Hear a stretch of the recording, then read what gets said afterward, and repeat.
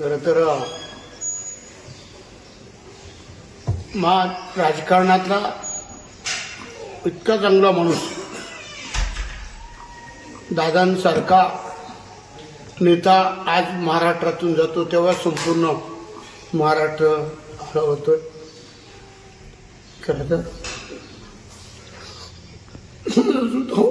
प्रवेश 1993 दादांनी केला होता.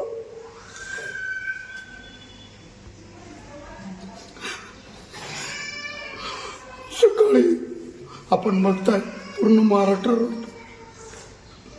पक्ष कोणताही आपण बघितलं, लोकनेते गोपीनाथ मुंडे असतील, विलासराव देशमुख, R.R. पाटील ही मोठी माणसं जेव्हा महाराष्ट्रातून गेली,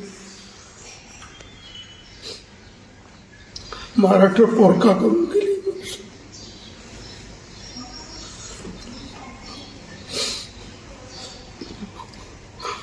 हे दुःख प्रत्येक जाती धर्माला महाराष्ट्रामध्ये आहे.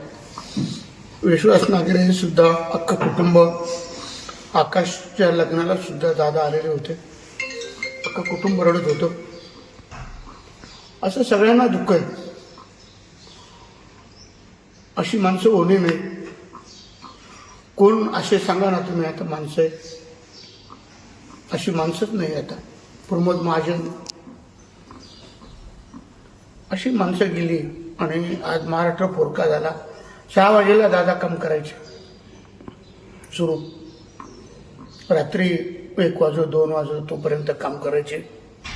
आणि आज जो हा आघात झाला महाराष्ट्रावर, हा न भरून निघणार आहे. अशा खरंच घटना घडू नये. चांगली माणसं जातात तेव्हा मनापासून दुःख होतं.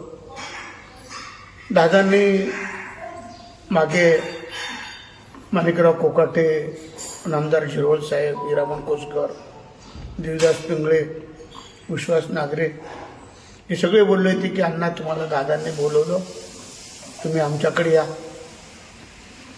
मी सांगितलं दादा विचार करून बोलतो. परंतु आज खूप दुःख आहे, मला खूप वेदना होत आहे.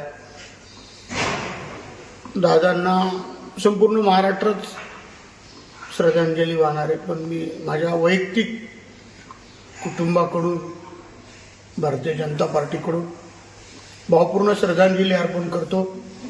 परमेश्वर दादांना सद्गती देव. नुसतं पवार कुटुंबालाच नाही, पूर्ण महाराष्ट्राला दुःख झालंय. ती पेलण्याची शक्ती देव अशी ईश्वरचरणी प्रार्थना करतो.